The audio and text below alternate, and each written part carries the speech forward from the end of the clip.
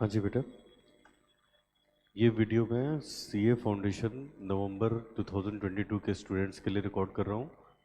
और इस वीडियो में हम लोग जो revision test paper CA institute ने अ, अपनी वेबसाइट पे पोस्ट किया है, हम उसको यहाँ पे सीखेंगे। मैं रिवीजन टेस्ट पेपर के वीडियोस की सीरीज़ बनाऊंगा, इसको 1 बाय 1 करके हम लोग रिकॉर्ड करेंगे। तो कुछ चैप्टर्स आज हम करेंगे, कुछ चैप्टर्स आगे के वीडियोस में करेंगे। तो आइए शुरू करते हैं। पहला वीडियो अपना, तो ये है हमारा रिवीजन टेस्ट पेपर। और इसमें रिवीजन टेस्ट पेपर में सबसे पहला क्वेश्चन में इंस्टीट्यूट ने हमसे पूछा कि ट्रू और फॉल्स के बारे में हमें बताना है। क्या क्या कहता है? State with reasons whether the following statements are true और फॉल्स। हमें रीज़न के साथ बताना है ये स्टेटमेंट ट्रू हैं या फॉल्स हैं। तो मैं आपको यहाँ ट्रू फॉल्स तो बताऊंगा ही बताऊंगा, साथ साथ हम लोग ये भी लिखेंगे कि इसके पीछे रीज़न क्या है। उसको आप एग्ज़ाम में कैसे भी लिखोगे वो भी हम लोग यहाँ पे सीखेंगे। ठीक है, आइए देखिए ज़रा। तो सबसे पहले हम लोग करने जा रहे हैं क्वेश्चन 1। क्वेश्चन 1, चलो एक एक पार्ट सीखते हैं। सबसे पहले हम लोग यहाँ पे पार्ट ए करने जा रहे हैं। आइए पढ़ते हैं। कहता है the financial statement must disclose all relevant reliable information in accordance with full disclosure principle. तो बेटा बिल्कुल ये तो सही है। जब भी हम फाइनेंशियल स्टेटमेंट्स बनाते हैं तो हमारे फाइनेंशियल स्टेटमेंट्स में ट्रू एंड फेयर प्रेजेंटेशन होनी चाहिए। तो ये स्टेटमेंट ट्रू है, हम लोग यहाँ पे लिखेंगे दिस इज ट्रू। और इसका रीज़न हम लोग देंगे according to full disclosure principal.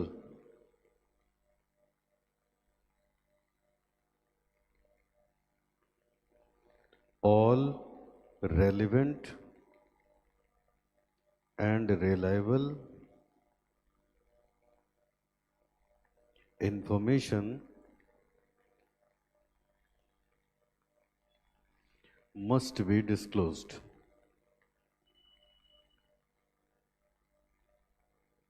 B point में आइए। कहता है the debit note issued are used to prepare sales return book. अब हमें बताना है डेबिट नोट सेल्स रिटर्न के लिए होता है। बेटा मैंने आपको सिखाया था, आपने अगर मुझसे कोई गुड्स परचेज किया, मैंने आपको बताया था अगर ये मिस्टर ए और ये मिस्टर बी हैं, मिस्टर बी ने ए से कोई गुड्स परचेज किया और उसको बी रिटर्न कर रहा है, तो जब बी नोट इशू करता है तो उसको हम लोग बोलते हैं डेबिट नोट। डेबिट नोट, तो डेबिट नोट हमेशा परचेज रिटर्न पे होता है, क्रेडिट नोट सेल्स रिटर्न पे होता है। और इसने लिखा है कि डेबिट नोट की ज़रूरत पड़ती है सेल्स रिटर्न बुक बनाने में। This statement is wrong. तो हम यहाँ पे लिखेंगे, यहाँ पे लिखेंगे फॉल्स। फॉल्स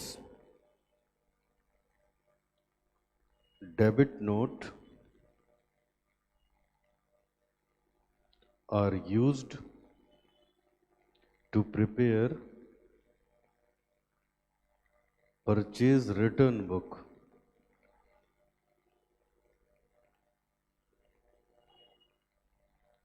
सी पॉइंट में आइए। सी पॉइंट में अब इसमें लिखा है bank reconciliation statement is prepare to arrive at bank balance. Bank reconciliation statement is prepare to arrive bank balance. अब बेटा ऐसे थोड़े ना होता है। जब हम लोग बैंक रिकंसिलेशन स्टेटमेंट बनाते हैं तो हम कैश बुक के बैलेंस से पासबुक का बैलेंस भी ढूंढ लेते हैं और पासबुक के बैलेंस से कैश बुक का भी बैलेंस ढूंढ लेते हैं। तो ऐसे थोड़ी ना है कि हमेशा हम बैंक बैलेंस के लिए ही करते हैं। तो दिस स्टेटमेंट इज फॉल्स। हम यहाँ लिखेंगे फॉल्स और यहाँ देंगे bank reconciliation statement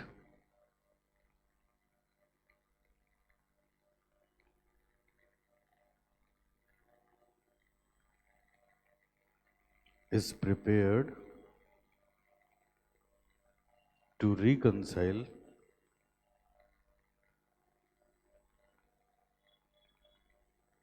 balance of passbook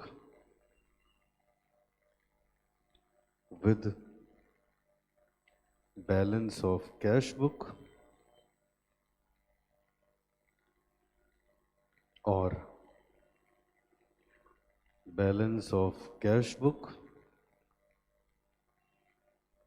with balance of passbook.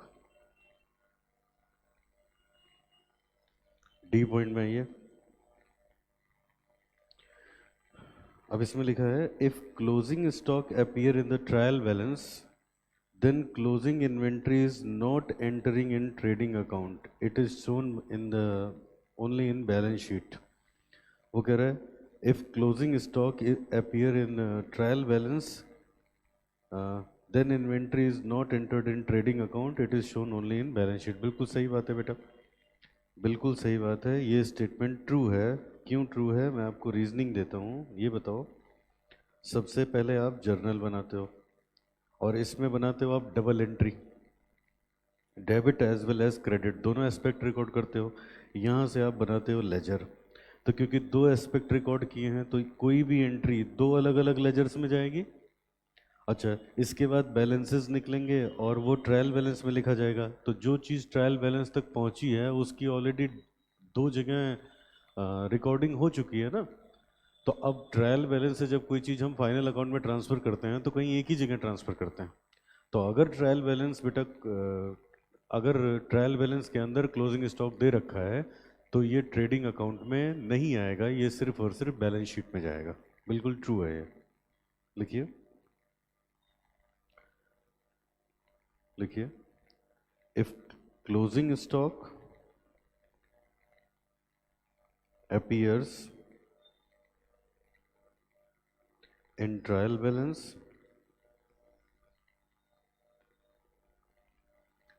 then it is shown only in balance sheet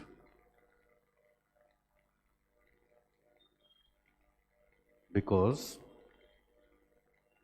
it is already adjusted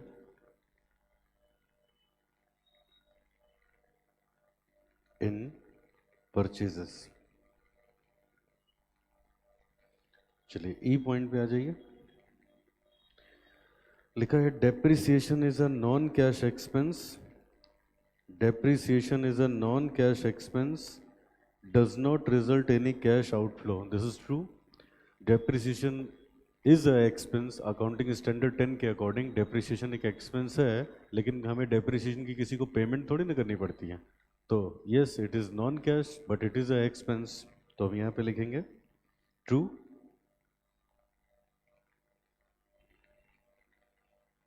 depreciation is a non-cash expense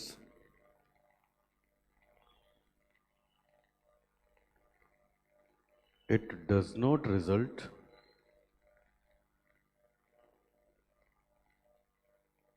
any cash outflow। E point F point में आइए जरा।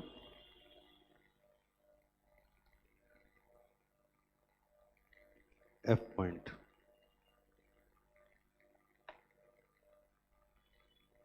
देखिए क्या लिखा है इसमें, discount at the time of retirement of bill is a gain for the ड्रॉई। Exactly मैंने आपको पढ़ाया बेटा, रिटायरमेंट ऑफ बिल का मतलब क्या होता है, जब ड्यू डेट से पहले, जब ड्यू डेट से पहले ड्रॉई अपने बिल को की पेमेंट कर देता है तो उसको हम बोलते हैं रिटायरमेंट ऑफ बिल। और ऐसे टाइम पे कुछ पैसे ड्रॉर ड्रॉई के वेव ऑफ कर देता है जिसको हम रीबेट ऑन बिल या डिस्काउंट नाम से जानते हैं। और ये ड्रॉर के लिए एक्सपेंस है, ड्रॉई के लिए इनकम है, तो दिस इज ट्रू। तो हम यहाँ पे लिखेंगे true.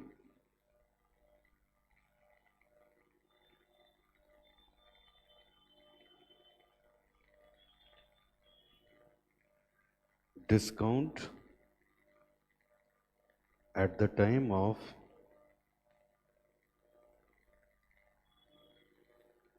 bill, retirement of bill is a gain.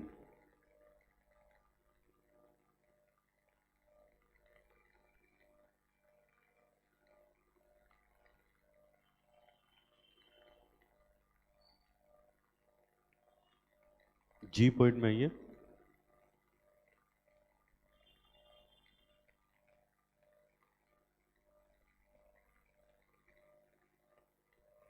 क्या लिखा है पढ़िए। In case the due date of bill falls after the date of closing account, the interest from the date of closing such due date is known as red ink interest. अब ये average due date का topic है बेटा, और ये statement बिल्कुल true है कि जैसे मैंने आप पे एक बिल लिखा, आपने उसको एक्सेप्ट किया। अब मेरी बुक्स क्लोज हो रही हैं कब? 31 मार्च को। उसकी ड्यू डेट जा रही है 10 अप्रैल को। तो 10 अप्रैल को तो वो जो 10 डेज का एक्स्ट्रा इंटरेस्ट है उसको हम लोग बोलते हैं रेड इंक इंटरेस्ट। उसको पुराने ज़माने में कभी रेड इंक से लिख लिया जाता था, तो उसका अभी तक नाम है रेड इंक इंटरेस्ट। तो ये बिल्कुल सही है। In case of due date falls after the date of closing account, the interest from the date of closing to such date is known as red ink interest. क्या point है? मैंने आप पे एक बिल लिखा, आपने उसको एक्सेप्ट कर लिया, और ये हम सब आपने एक्सेप्ट कर लिया। मेरी बुक्स क्लोज हो रही हैं 31 मार्च को, और बिल की ड्यू डेट आ रही है 10 अप्रैल। 10 अप्रैल। तो बेटा वो जो 10 डेज का इंटरेस्ट है वो हम रेड इंक से शो करते थे, जिसको बोलते हैं red ink interest. This statement is true.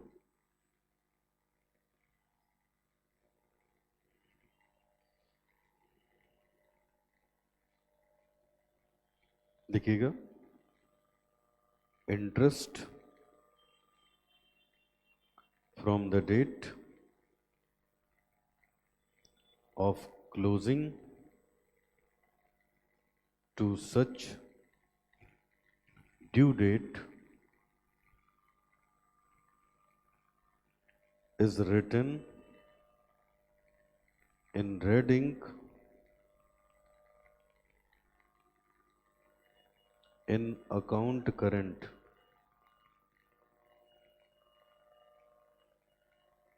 So it is called red ink interest.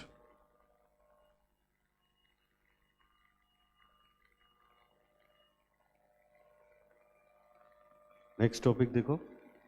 A withdrawal cash from business by the withdrawal from cash of cash from business by the proprietor should be charge to P&L account as an expense. This is false. जब भी proprietor कुछ भी पैसे withdraw करता है तो उसको हम ड्राइंग कहते हैं, और उसको हम लोग कैपिटल से एडजस्ट करते हैं, PL में नहीं लेके जाते। तो लिखिए false. Cash withdrawal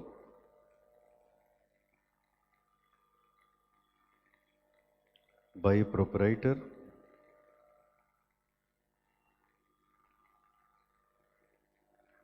should be treated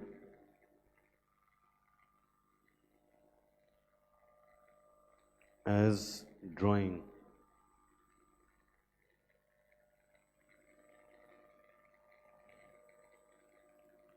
It is not shown in profit and loss account. Next point आइए रीड करते हैं। कहता है पार्टनर शेयर प्रॉफिट और losses in their capital ratio when there is no agreement. जी नहीं, जब कोई भी अग्रीमेंट नहीं होता तो पार्टनर इक्वल रेशियो में अपना प्रॉफिट डिस्ट्रीब्यूट करते हैं। तो दिस स्टेटमेंट इज फॉल्स। यहाँ भी हम लोग लिखेंगे this statement is falls in case of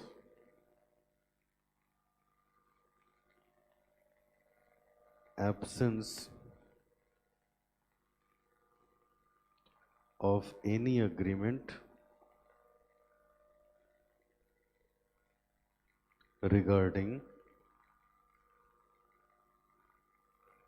profit sharing ratio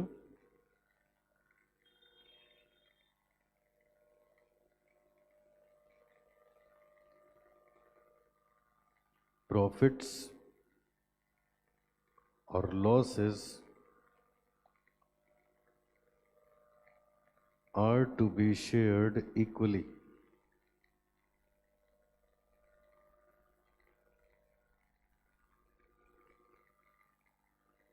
next point,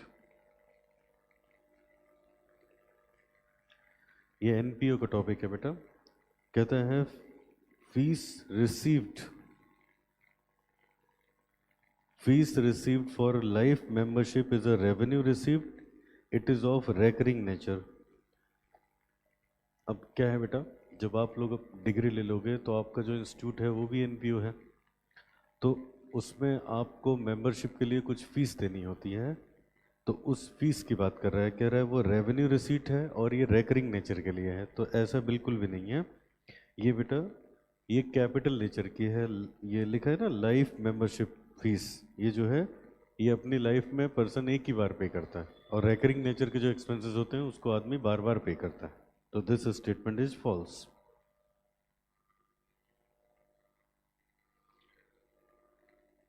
this expense is of capital nature.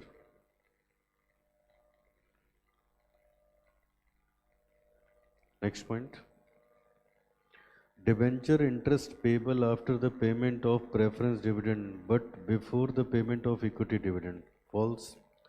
Debenture की इंटरेस्ट सबसे पहले पे होती है, उसके बाद प्रेफरेंस की डिविडेंड, उसके बाद इक्विटी की।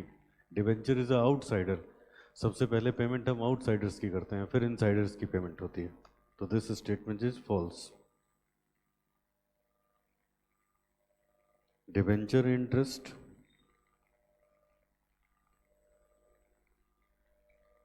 is payable before the payment of any dividend.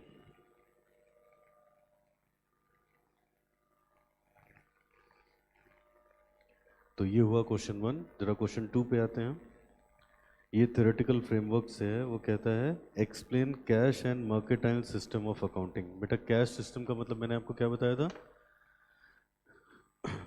जब हम कैश में किसी एक्सपेंस की पेमेंट करें तभी हम एंट्री करें, जब कोई इनकम हमें कैश में कलेक्ट हो तभी हम एंट्री करें, तो this is cash system.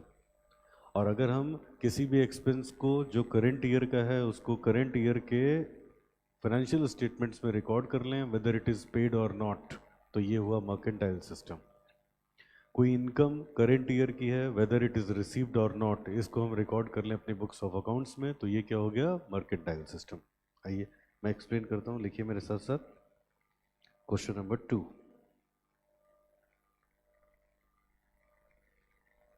Exam में ऐसे ही आपको आंसर करना है। Cash and mercantile system.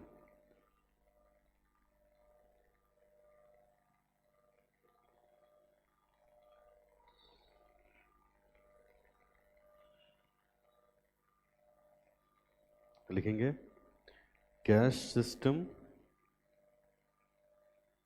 Of accounting recognize cash system of accounting in which any transaction is recorded into books of accounts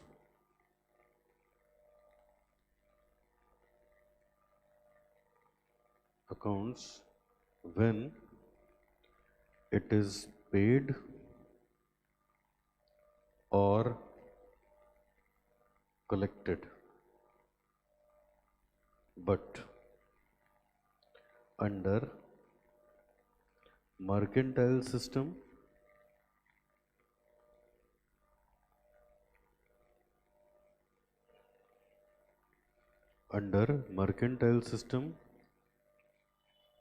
a transaction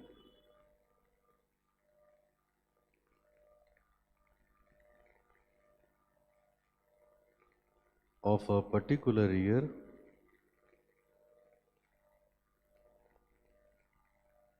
is recorded in books of accounts irrespective of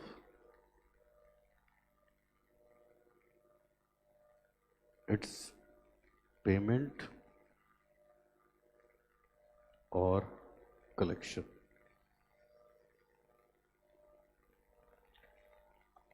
Irrespective of its payment और collection. Second point देखो बेटा, इस question में हमारे पास दो अलग अलग points थे, तो ये क्वेश्चन नंबर 2 का ए पॉइंट था। अब जरा बी पॉइंट करते हैं, आइए देखिए क्या उसमें लिखा हुआ है। Define revenue receipt, give example how these receipt are treated. Okay, revenue receipt हमें बतानी है।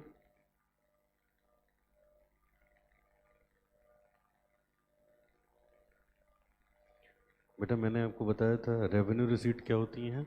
रेवेन्यू रिसीट वो रिसीट होती हैं जो बिजनेस की ऑपरेटिंग एक्टिविटीज़ से रिलेटेड होती हैं, जो रेकरिंग नेचर की होती हैं और जिसका बेनिफिट हमें अप टू 1 ईयर तक मिलता है, उसी को हम रेवेन्यू रिसीट बोलते हैं और ये प्रॉफिट एंड लॉस अकाउंट में रिकॉर्ड होती हैं। लिखिए जरा, revenue receipt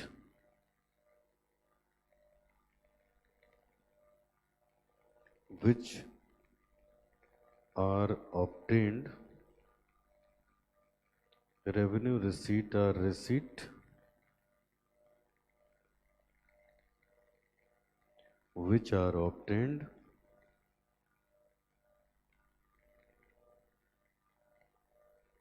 in normal course of business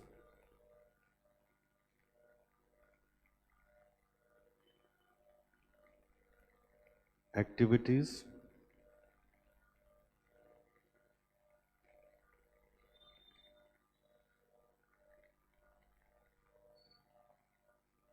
which are of recurring nature,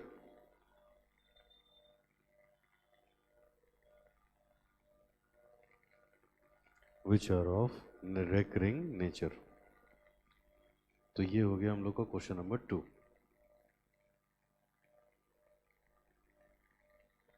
question number 2। आइए अब करते हैं क्वेश्चन नंबर 3। लिखा है prepare journal entries for the following transaction in the books of Honey Singh. हमें ये एंट्रीज करनी है, तो हम यहाँ लिखेंगे जर्नल एंट्रीज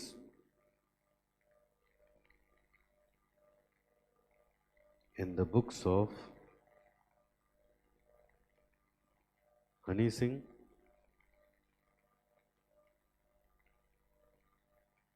आइए एक एक एंट्री शुरू करते हैं। पहला, डेट्स दी नहीं उसने। Employee had taken stock worth 10,000, cost price 7,500 on the eve of the Guru Parv and the same was deducted from their salary in the subsequent month. कह रहे हैं बेटा गुरु पर्व कोई फेस्टिवल था, उसमें एम्प्लॉय ने स्टॉक ले लिया जिसकी कॉस्ट थी 7,500 और वो था 10,000 का, और उसको उसकी सैलरी में एडजस्ट कर लिया। तो बेटा इसको हम, ये आपके स्टडी मैट का क्वेश्चन है, हमने क्लास में भी इसको किया हुआ है। इस क्वेश्चन को अब जब सैलरी में एडजस्ट करोगे आप, तो हम इसकी एंट्री बनाएंगे।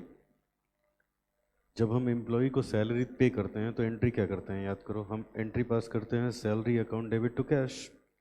अब कैश सैलरी तो डेबिट होनी है, उसको सैलरी देनी है, तो वो तो हम डेबिट करेंगे, लेकिन हम कैश क्रेडिट नहीं करेंगे क्योंकि हम उसको कैश तो दे ही नहीं रहे, हम तो स्टॉक एडजस्ट कर ले रहे हैं। तो इसकी जगह पे क्या लिख दिया जाएगा, परचेज। क्यों परचेज लिखा जाएगा, क्योंकि याद करो मैंने क्या बताया था, जब गुड्स खरीदते हो बेचने के लिए तो उसके 5 नाम होते हैं। खरीदा तो परचेज, वापस किया परचेज रिटर्न, बेच दिया तो सेल, वापस आ गया सेल्स रिटर्न। जो 31 मार्च को बचेगा उसको स्टॉक बोलेंगे। तो दिस इज नॉट स्टॉक, इससे हमारी परचेजेस कम हो रही हैं और परचेजेस कॉस्ट पे लिखी जाती हैं।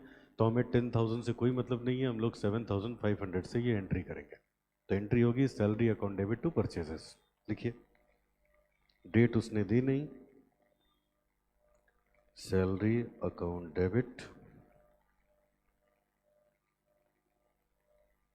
To purchases, being stock taken by employee adjusted.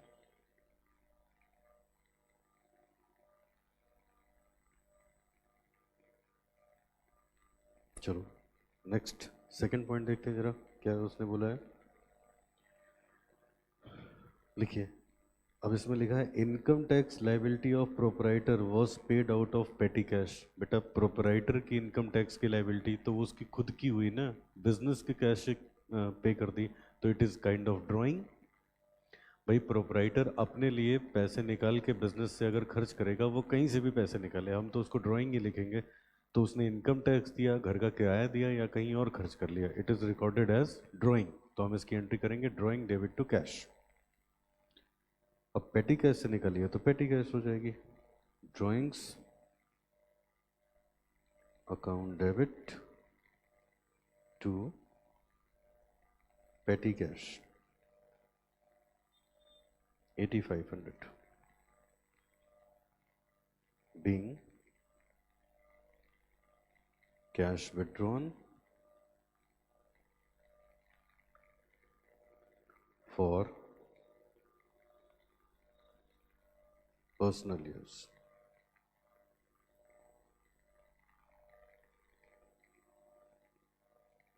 चलिए थर्ड पॉइंट पे ये रहा। क्वेश्चन कह रहा है goods costing 10,000 distributed as free sample. अब हमने इसकी एंट्री करी है बेटा, हमने फ्री में सैंपल बांट दिया। अब ये बताओ, सपोज दैट मैं ये कैलकुलेटर परचेज करके बेचता हूँ इसको, तो ये मेरे लिए गुड्स हुआ ना। जब मैंने खरीदा होगा तो परचेज डेबिट करी होगी, तो जब मैं इसको बांट दूंगा तो मेरी परचेजेस ही तो कम हुई ना, और जब परचेजेस कम होंगी तो परचेज क्रेडिट करी जाएंगे और ये एक्सपेंस डेबिट किया जाएगा। तो इसकी एंट्री हो गई हमारे पास, इसकी एक्सपेंस ही हो गई, इसकी एंट्री हो गई हमारे पास advertisement expense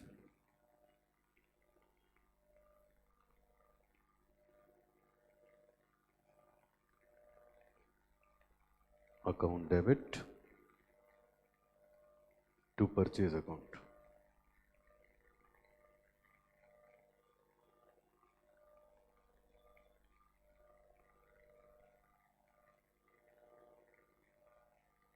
being goods distributed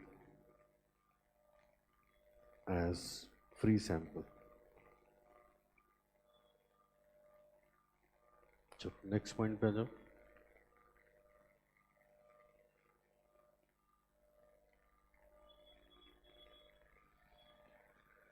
लिखा है purchase of goods from Sunny, list price 15,000, he allowed 10% trade discount, 200 cash discount was allowed for quick payment. Okay, अब ये बताओ बेटा 15,000 का गुड्स था, इसका गुड्स था, इस पे मुझे 10% का ट्रेड डिस्काउंट मिला, तो सबसे पहले हम ट्रेड डिस्काउंट एडजस्ट करते हैं, दैट इज 1500। इस तो ये हमें पड़ा 13,500 का। इसके बाद हम एडजस्ट करते हैं कैश डिस्काउंट, 200 का कैश डिस्काउंट मिल गया, तो इसका मतलब ये 13,300 का हुआ ना। हमारी परचेजेस हुई 13,300 की, और ट्रेड डिस्काउंट की तो कोई एंट्री होती नहीं, कैश डिस्काउंट की एंट्री होती है, और वो भी कैश डिस्काउंट हमें मिला है तो हमारे लिए इनकम है। तो हम परचेज को डेबिट करेंगे, कैश को क्रेडिट करेंगे, डिस्काउंट को भी क्रेडिट करेंगे। आइए लिखते हैं परचेज अकाउंट डेबिट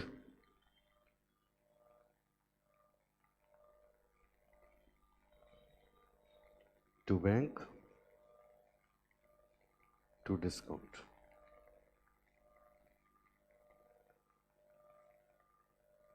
$13,500 की एंट्री हुई, 13,300, 200 being goods purchased।